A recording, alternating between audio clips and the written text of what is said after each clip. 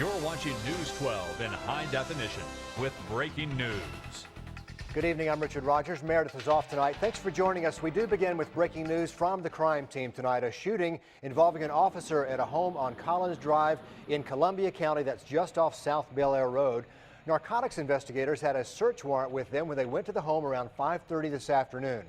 They say a suspect raised his weapon at an investigator and the suspect was shot once in the arm. 4 suspects arrested there on the scene. Officers say they seized marijuana, cocaine, various other narcotics, along with 3 weapons and more than $8,000 in cash. Tonight, 2 investigators on administrative leave with pay during the investigation. They say names of the deputies and the suspects will be released later. Members of the Columbia County Sheriff's Office force are teaming up to investigate this. Again, Columbia County officers shooting a suspect in the arm tonight during what turns out to be a drug bust.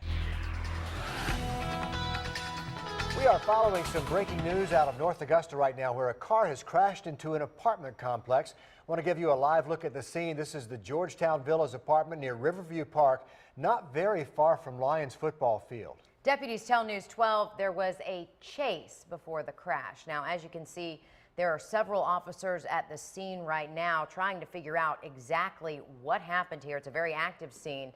We're working right now to get you more information about that accident. Again, a car crashed into one of the buildings at Georgetown Villas Apartments in North Augusta. We have no word if the driver of that vehicle was hurt, if anyone inside was hurt. But as you can see, that car is still in the side of that apartment building right now, and hopefully no one was inside or even close to that wall when the car crashed through. A lot of people out and about in the neighborhood this evening checking that out. But as you can see, as that camera pushed in close, that car is pretty well inside that apartment. The Georgetown Villas, sort of between Lions Field and Riverview Park. But if it was a chase, that ends up in a funnel down there with a lot of curves. And you can see where that car ended up after an apparent police chase in North Augusta tonight. That's right. And you notice some EMS crews on the scene there. Hopefully they're just there as a precaution and that no one is hurt and that no one is being transported to the hospital. But this just happened. We took you there live. We're going to continue to follow up on what's going on out there and, of course, bring you updates as we get them. But a very active scene in North Augusta, probably a surprise to a lot of people in their beds tonight. And we'll let you know if that situation changes throughout this newscast. We want to update you now on some breaking news that we're following for you in downtown Augusta. An accident has shut down an intersection. This accident happened on Broad and 7th Street in downtown Augusta. We want to show you a live look at the scene right now. No word of any injuries, but there are a couple of deputy vehicles. There's an ambulance right there on the scene. Witnesses tell us that they believe there was a police chase before that, but we are still working to figure out exactly what led up to this accident. Right. We can't really see the vehicle involved in this shot, although it could be down 7th there. But as you look at Broad Street, you can tell deputies are just standing there in the middle of the road, so Broad is obviously shut down. And as we zoom in along 7th Street, you see an ambulance there, and you see debris on the roadway, and there it is, upside down, right there on 7th. That car is just freshly upside down. Officers on the scene, ambulance on the scene.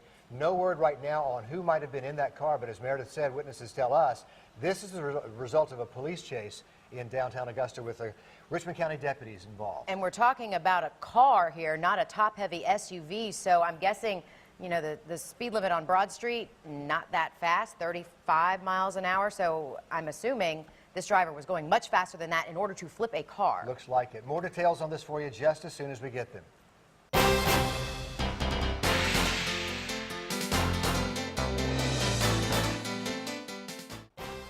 We determine the outcome of our neighborhood by being vigilant, by standing up and not allowing this to happen. Teenagers behind bars facing serious charges in connection with a late-night shooting that was caught on camera in that neighborhood.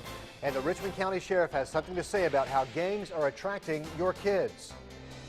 Plus, bringing the outdoors inside. We'll tell you what to expect at an outdoor expo in Augusta this weekend. Also, anti-government protests take place in Rio as the Pope addresses the faithful. I'm Adriana Diaz in Rio de Janeiro, Brazil, and I'll have the details coming up. News 12 at 11 in high definition starts now. Good evening, I'm Richard Rogers. Meredith has the night off. A big sigh of relief for people living in the Cambridge neighborhood tonight. 8 teenagers have been arrested in connection with a late-night shooting caught on camera just 2 weeks ago. This is surveillance video from that very night, video we turned over to the sheriff, prompting a full investigation. All this happening on Thames Place. Now, neighbors are talking to News 12's Patrick Price about the violence that's been so rare on those streets. Now, Walker also tells us they're adding surveillance cameras to the neighborhood to keep a bird's eye view on everything that's happening on his streets. The cameras seem to be going up everywhere. Thanks a lot, Patrick, for that. Some strong storms moving across the region tonight. Shane, are we in for a bumpy Friday night? Well, it looks that way in some spots across the two-state region. I'm going to show you on the radar. Lightning really lighting up the sky south and westward. You can see all that that's developed from Gibson southward toward Wadley. We'll get in a little closer. Tremendous amount of lightning. That's over 275 lightning strikes just in that little area there. You can see from Rennes through Louisville picking up that. It's heading toward the north and east toward Valdette and Waynesboro. You may get in on that as well as it moves into the western half of Burke County. A little farther northward you go, you can see from Thompson, Harlem, you can see some light to moderate rain, a few lightning strikes back just to the west of Gibson. That's also moving toward the east. So this stuff is out there and it will work from the west kind of toward the east, maybe a little bit of a northward jog to that as well. And if that holds together, that'll continue to head toward Richmond County, Columbia also as it moves on through the area. Not quite as strong as it has been as it weakens a little bit as it heads toward the river, but we'll see. This could work its way on across the area as we head through tonight. In the meantime, here's what we're going to start out with as we go through the day tomorrow. Skies will be partly sunny early on, 72, 85 by noontime. We're looking at scattered showers and thunderstorms and more of those as we head through tomorrow afternoon, with temperatures hovering into the upper 80s to around 90. So hot and humid where those thunderstorms aren't occurring. We'll look at the rest of the weekend coming up in just a bit. Richard? Thank you, Shane. A chase ends with a crash in downtown Augusta and with the suspect sitting behind bars tonight. You saw the aftermath of that chase live here on News 12 at 11 o'clock here last night. Deputies say 21-year-old Javanis Grant led them on a chase that started at 15th Street and Walton Way, ended over there where you see it at 7th and Broad. We also found Gant was arrested after another chase. That was back in 2011. This is the mugshot from that incident that was in Columbia County. A Virginia man in the Richmond County Jail tonight accused of traveling to the area to meet and have sex with an underage girl. 36-year-old John Sarzik was arrested after a 4-week-long undercover investigation where he chatted with a girl he believed to be 14 years old, turned out to be an undercover agent he was talking with. GBI, along with the FBI and local authorities, all assisting with the arrest. Tomorrow, friends and family will say goodbye to a woman who died after a wrong-way car crash on Riverwatch Parkway. Amelia Hiltz died Tuesday after being in the hospital since December of last year following that multi-car collision. Her memorial service set for tomorrow afternoon at 2 o'clock at Trinity on the Hill United Methodist Church. Georgia's governor is weighing in on the rising cost of building 2 new nuclear reactors at Plant Vogtle in Burke County. Nathan Deal says the Southern Company should find a way to cover the cost instead of passing it on to utility customers.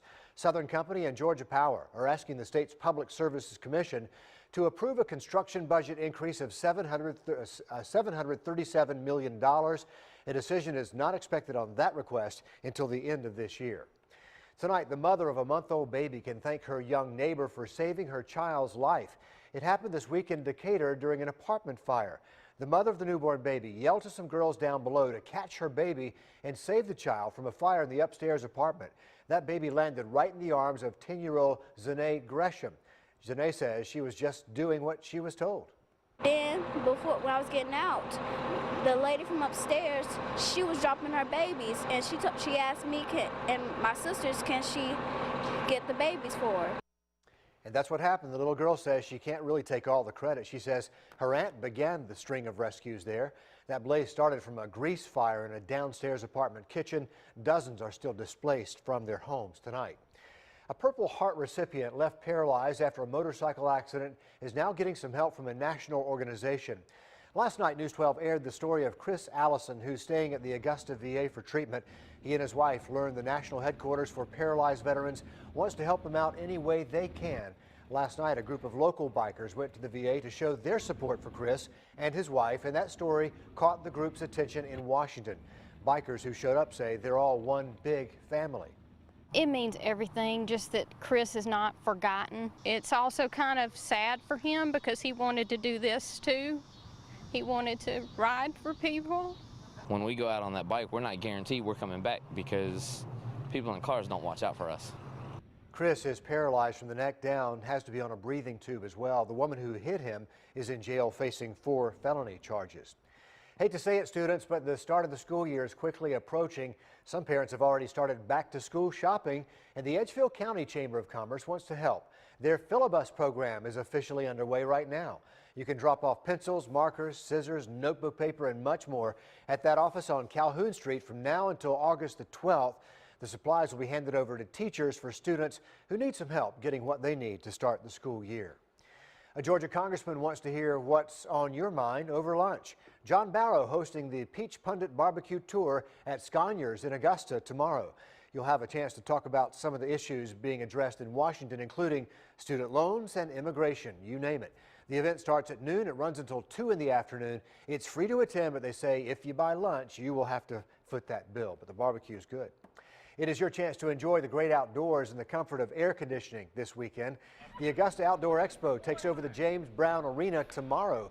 Legendary sportsman Hank Parker, this year's special guest. Thousands are expected to come out for fishing and hunting, a giant tub of bass, and a pond filled with rainbow trout. All the fun starts at 10 in the morning. It goes until 10 at night. $20 for adults, $15 for kids ages 3 to 15. Parker's expected to take the stage around 7:30 p.m.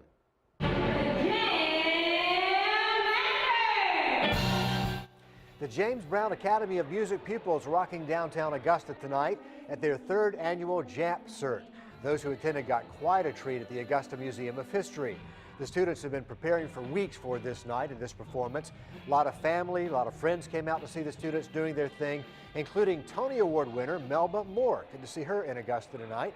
Make sure to stick around later in the newscast for more of the performance. You will be glad you did. Coming up on News 12 at 11, families on edge tonight, waiting to hear if they'll have to leave their homes. We'll tell you where this huge brush fire is burning. And be sure to keep up with us even if we're not on the air. We have the latest news updates on both Facebook and Twitter. Just search WRDW News 12. And a line of thunderstorms out there tonight. Take a look at it from McCormick County. Some lightning strikes up around the lake, heading southward all the way to Wadley. Look at all that lightning with these storms. They're headed eastward. We'll track them coming up. You're watching News 12 at 11 o'clock in high definition with Richard Rogers, Meredith Anderson, Chief Meteorologist Shane Butler, and Kevin Feigl, Sports. Firefighters out west trying to get a handle on a more than 4,600-acre wildfire burning right now in Washington state. This fire started Wednesday morning, and crews are still struggling to contain it as it continues to spread. Families in nearby communities on notice tonight, ready to evacuate. The cause of that big fire still under investigation. Hot and dry out west, just the opposite here in the southeast, where we've got more rain on the radar tonight, but they need the rain out west. No doubt about it, but yeah, we're getting it here, and we're going to keep it throughout the weekend with scattered showers and thunderstorms. Not going to rain the entire time, though. If you got some outdoor plans, you can kind of work them in. Some people need to cut grass, you know. About knee-high now because of all the wet weather. We'll take a look at it in the 60s and 70s. Richard? Looks hot and humid from here. Thanks a lot, Shane. 12 on your side tonight with information about part of a road closed after a lot of rain creates a big sinkhole in a Martinez neighborhood. Crews are planning to close Biltmore Drive for at least 30 days starting tomorrow. Here's a look at how you can get around the work using Colonial Road, Oak Lake Drive, or Plantation Road. We'll let you know once that road is reopened over that way. Still to come on News 12 at 11, the Pope keeping busy during his visit to South America. We'll hit some of the highlights of a very busy Friday. I knew I was going to get pretty much the book thrown at me. That is the reaction from Ariel Castro after learning he'll spend the rest of his life behind bars. Castro pleading guilty to kidnapping and holding Amanda Berry, Michelle Knight, and Gina DeJesus hostage in his home for more than a decade. He'll serve life in prison without parole plus 1,000 years. A St. Louis woman behind bars tonight accused of burning a dog to death and bragging about the crime on Facebook. Authorities say they found the dog in a backyard doused in flammable liquid with severe burns. They rushed it to a vet and it died days later.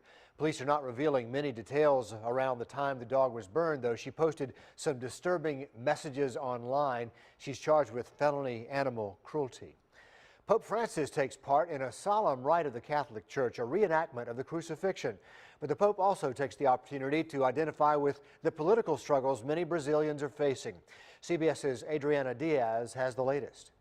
Tomorrow, the Pope meets with Brazilian political and business leaders. He's expected to emphasize the Church's social justice teachings and urge leaders to help the poor there.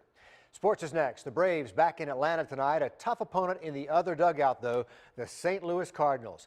The Cards lead the National League Central and feature one of the top players in all of baseball. It would be up to Mike Minor to try to silence his bat and the rest of those Cardinals. Kevin's in with the action from the TED and the Green Jackets on the road in Savannah. We've got sports on deck.